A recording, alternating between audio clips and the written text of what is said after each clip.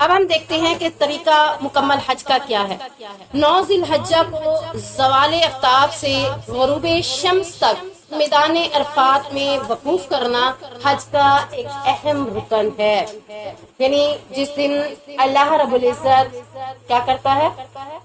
معافیاں دے دیتا ہے، لوگوں کو معاف کر دیتا ہے۔ عرفات کا میدان لیا ہوا ہے۔ 9 ذی الحجہ کو یعنی کس وقت پہنچنا ہے؟ زوال آفتاب سے غروب شمس تک، یعنی سورج کے نکلنے کے بعد آپ نے کوشش کرنا ہے کہ عرفات کے میدان میں پہنچ جائیں اور سورج کے غروب ہونے تک عرفات کے میدان میں ہی ٹھہرنا ہے۔ وہاں کیا کرنا ہے؟ اللہ کو کثرت کے ساتھ یاد کرنا ہے، توبہ استغفار کرنی ہے، ذکر و اذکار کرنا ہے، قرآن کی تلاوت کرنی ہے، یہ سارے کام کرنے ہیں۔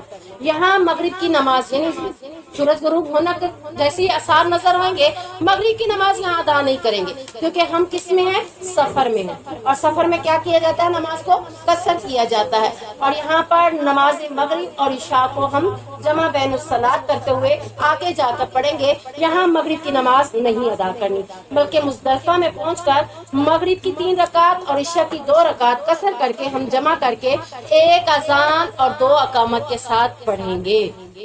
اذان ایک ہی دی جائے گی، لیکن مغرب کی جماعت جیسے کھڑی ہوگی تو اقامت کہی جائے گی، اور پھر جب عشاء کی جماعت کھڑی کی جائے گی تو پھر اقامت ادا کی جائے گی۔ تو اقامت 2 ہوں گے، اذان 1 ہوگی۔ مغرب اور عشاء کی نماز مزدلفہ میں جا کر دونوں نمازیں اکٹھی پڑھی جائیں گی۔ مزدلفہ ہی کو مشعر حرام کہا جاتا ہے، یعنی یہ جو مشعر حرام میں پیچھے ہم نے پڑھا، وہاں کیا کرتے تھے؟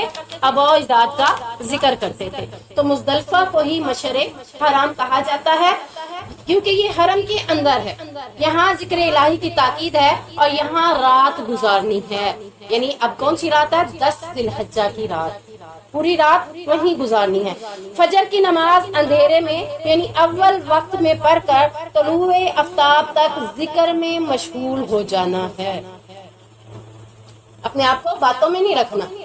جیسا کہ عام روٹین میں ہمارے پاس ایک حدیث کا مفہوم ہے نا، جس میں ہے کہ جو شخص فجر کی نماز جماعت کے ساتھ پڑھے اور طلوع شمس تک وہ بیٹھا رہے اپنی جگہ پر اور ذکر و اذکار میں رہے بغیر کسی گفتگو کے، تو وہ ایک حج اور عمرے کا ثواب پا لیتا ہے۔ تو یہاں پر بھی 10 ذی الحجہ کی رات جو اس نے مزدلفہ میں گزاری ہے، اس کے بعد صبح کی نماز پڑھنے کے بعد اول وقت میں نماز پڑھے گا۔ یہ نہیں کہ سوئے ہوئے ہیں تو اب تھوڑی سی دیر سے پڑھ لیں، نہیں، اول وقت میں نماز پڑھنے کے بعد ذکر و اذکار کرتے ہوئے وہ وہیں پہ بیٹھتا ہوا طلوع شمس تک کا انتظار کرے گا، طلوع آفتاب تک ذکروں میں مشغول رہے گا، اور پھر طلوع آفتاب کے بعد مینا جائے گا۔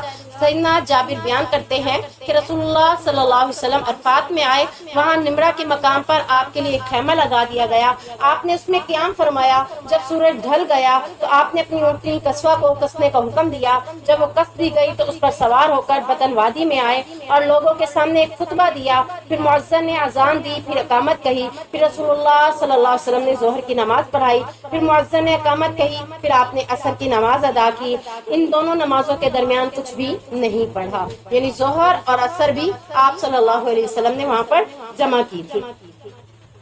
پھر آپ سوار ہوئے یہاں تک کہ مقف میں آئے، وہاں آپ نے غروب آفتاب تک وقوف کیا، یعنی عرفات کے میدان میں بھی صبح کے آئے ہوئے تھے، ظہر اور عصر بھی اکٹھی پڑھی ہے، اس کے درمیان کوئی خطبہ کوئی اور گفتگو نہیں کی۔ اس کے بعد اپنی وقوف والی جگہ جہاں ٹھہرے ہوئے تھے وہیں دوبارہ چلے گئے، مغرب کی نماز سے پہلے تک وہاں پر رہے، پھر اس کے بعد وہاں سے آپ نے غروب آفتاب تک وقوف کیا۔ پھر جب شفق کی زردی کم ہوئی، یعنی ہم دیکھتے ہیں نا کہ سورج شفق میں آ رہا ہے، اس کی زردی کم ہو رہی ہے، مغرب ہونے کے آثار شروع ہو گئے، تو آپ صلی اللہ علیہ وسلم وہاں سے روانہ ہو کر مزدلفہ پہنچے، وہاں آپ نے مغرب اور عشاء کی نماز پڑھی، پھر آپ لیٹ گئے، یہاں تک کہ جب صبح صادق ہوتی تو آپ نے صبح کی نماز اذان اور اقامت کے ساتھ ادا کی، پھر آپ قصوہ پر سوار ہو گئے اور مشعر حرام پہنچ کر قبلہ رو ہو گئے، پھر آپ نے وہاں وقوف فرمایا، آپ دعا کرتے رہے، الحمدللہ کہتے رہے، اللہ کی توحید بیان کرتے رہے، یہاں تک کہ سورج خوب روشن ہو گیا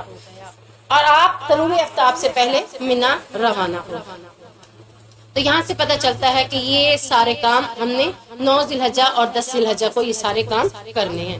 اس کے حوالے سے مزید حدیث میں آتا ہے کہ کہتے ہیں کہ جب آپ سے ایک آدمی نے عرفہ کے مقام پر حج کے متعلق سوال کیا تو آپ صلی اللہ علیہ وسلم نے فرمایا حج وقوف یعنی عرفات ہی کا نام ہے، تو کہتے ہیں نا حج وقوف کیا ہے؟ عرفات میں ٹھہرنے کے نام کو حج وقوف کہا جاتا ہے۔ جو شخص طلوع فجر سے پہلے وقوف عرفہ کو پا لے تو اس نے حج کو پا لیا۔ اور ایام مینا 3 ہیں، پھر جس نے 2 دنوں میں مینا سے مکہ کی طرف واپسی میں جلدی کی تو اس پر بھی کوئی گناہ نہیں ہے۔ عام ٹرین میں کتنے دن ہیں؟ 3 دن ہیں، لیکن اگر کوئی 2 دن میں بھی پورے کر کے واپس آ جاتا ہے تو اس کے اوپر بھی کوئی گناہ نہیں ہے، اور جس نے 1 دن تاخیر کرتے ہوئے 3 دن پورے کیے تو اس پر بھی کوئی گناہ نہیں ہے۔ تو 2 بھی ہو سکتے ہیں اور 3 بھی ہو سکتے ہیں۔ مینا میں ٹھہرنے کے دن کتنے ہیں؟ 2 یا 3، یہ آپ کی اپنی مرضی کے اوپر ہے۔ تو آپ چاہیں تو 2 دن بعد واپسی کر سکتے ہیں، آپ چاہیں تو 3 دن بھی ٹھہر کر واپسی کر سکتے ہیں۔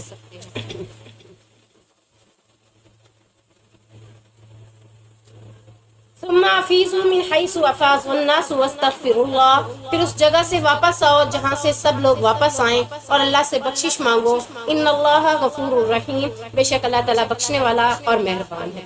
یعنی جہاں ہم نے عرفات میں وقوف کیا تھا، وقوف کرنے کے بعد حرم آئے، حرم کے بعد یعنی قریش مکہ عرفات تک نہیں جاتے تھے بلکہ مزدلفہ ہی سے لوٹ آتے تھے۔ چنانچہ حکم دیا گیا ہے کہ جہاں سے تم سب لوٹ کر آئے تھے وہیں لوٹ کر جاؤ۔ یعنی مزدلفہ آنے کے بعد وہ لوگ دوبارہ عرفات کے میدان میں نہیں جاتے، کیا کرتے تھے؟ ایسے ہی سیدھے اپنے قیام گاہوں کی طرف چلے جاتے تھے۔ تو اس آیت میں بتایا جا رہا ہے کہ جب تم مزدلفہ میں ٹھہرنے کے بعد، وقوف کرنے کے بعد تم دوبارہ واپس آؤ تو کہاں آؤ؟ جہاں سے تم چلے تھے، عرفات کے میدان سے۔ دوبارہ تم نے کہاں ہے؟ عرفات کے میدان میں۔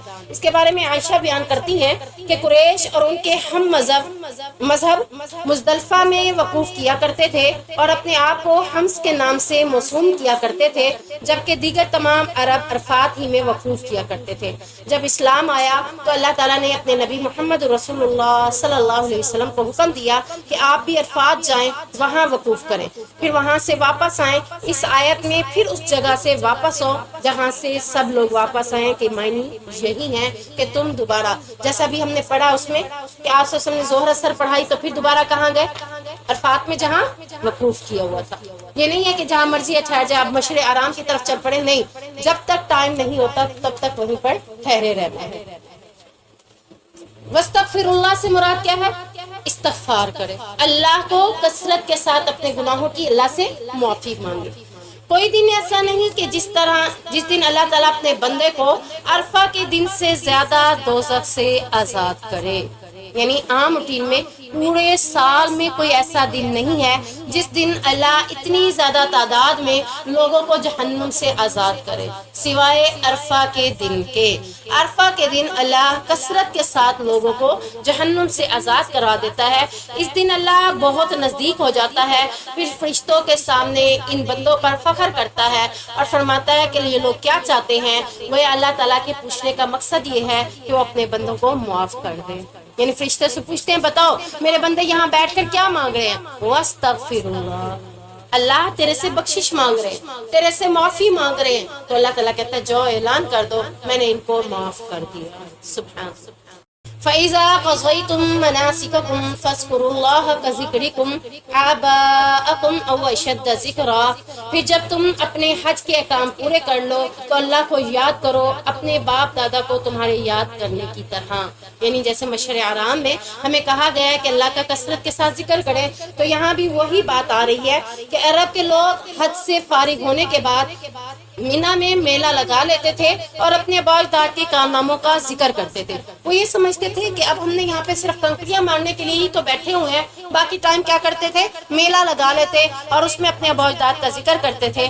مسلمانوں سے اللہ تعالیٰ کہہ رہا ہے کہ جب تم 10 ذی الحجہ کو کنکریاں مارنے، قربانی کرنے، سر منڈوانے، طواف کعبہ اور صحیح صفا مروہ کرنے سے فارغ ہو جاؤ تو اس کے بعد جو 3 دن مینا میں قیام کرنا ہے تو وہاں تم نے کیا کرنا ہے؟ فَاذْكُرُوا اللَّهَ كَذِكْرِكُمْ، اللہ کو کثرت کے ساتھ یاد کرنا ہے۔ کیسے یاد کرنا ہے؟ جیسے زمانہ جاہلیت میں تم اپنے باپ داد کو کثرت کے ساتھ یاد کرتے تھے۔ تو بہرحال اب باپ داد کے تذکرے پر فخر کرنا جائز نہیں ہے۔ یعنی جو لوگ بیٹھتے ہیں نا آپس میں گپ شپ لگانے کے لیے، میرے باپ داد تو ایسے ہیں، یعنی فخر کر کے بات کر رہے ہیں، تو اللہ کو یہ چیز پسند نہیں ہے۔ اللہ نے کہا باپ داد پر فخر نہیں کرنا، ہاں اگر باپ داد نیکوکار ہیں، نیک و صالحہ ہیں تو ان پر فخر کیا جا سکتا ہے، رشک کیا جا سکتا ہے نا، نیک لوگوں کو دیکھ کر رشک کیا جا سکتا ہے کہ اللہ ہمیں بھی ایسا بنا دے، صدقہ کرنے والے کو دیکھ کر رشک کیا جا سکتا ہے اللہ مجھے بھی اتنا سخی بنا دے کہ میں بھی تیرے راستے میں اس طرح سے خرچ کروں، تو یہ تو کرنا جائز ہے، لیکن ویسے اپنے نسب پر حسب پر فخر کرنا جائز نہیں ہے۔ اب یہاں پہ کیا کرنا ہے، ہم نے مینا میں عاجزی اختیار کرتے ہوئے اللہ کو کثرت کے ساتھ یاد کرنا ہے، اور اس طرح کرنا ہے او اشد ذکرا، بلکہ اس سے بھی بڑھ کر، یعنی جس طرح اپنے اباء و اجداد کو کرتے تھے اس سے بھی بڑھ کر اللہ کو یاد کرنا ہے۔ اب وہ بندہ کہے میں تو اللہ اللہ بن کے بیٹھ جاؤں، بالکل حج کے دن ہے، حج کے مناسک پورے کر رہے ہو تو اس میں اللہ جیسے حکم دے رہا ہے ویسے کرو، تاکہ تمہارا حج بہترین حج قرار دے دیا جا سکے۔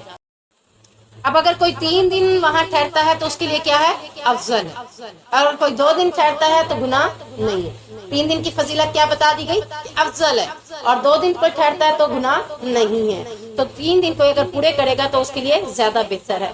عبد الرحمن پر بیان کرتے ہیں کہ آپ صلی اللہ علیہ وسلم نے فرمایا ایام منا 3 دن ہیں، تو جس نے 2 دنوں میں منا سے مکہ کی طرف واپسی میں جلدی کی تو اس پر بھی کچھ گناہ نہیں، اور جس نے 1 دن تاخیر کی تو اس پر بھی کچھ گناہ نہیں ہے۔ 2 دن یا 3 دن میں کنکریاں مارنا ہو یا کوئی بھی اور نیکی کا کام ہو، ہر جگہ اللہ تعالیٰ کو خالص ہو کر خالص نیت کے ساتھ سارے کام کریں، کسی بھی کام میں ریاکاری نہ ہو، ورنہ میدان محشر میں رسوائی کا باعث بنے گی۔ سب سے پہلے محشر کے میدان میں کس کو بلایا جائے گا، عالم کو، قاری قرآن کو، اللہ کے راستے میں جہاد کرنے والے کو، کیوں، ریاکاری کی وجہ سے، انہوں نے ریاکاری کی وجہ سے ایسا کیا تو اللہ تعالیٰ انہیں جہنم میں ڈال دے گا۔ تو اس میں بھی اللہ تعالیٰ کہہ رہے ہیں کہ ریاکاری کا معاملہ نہیں ہونا چاہیے۔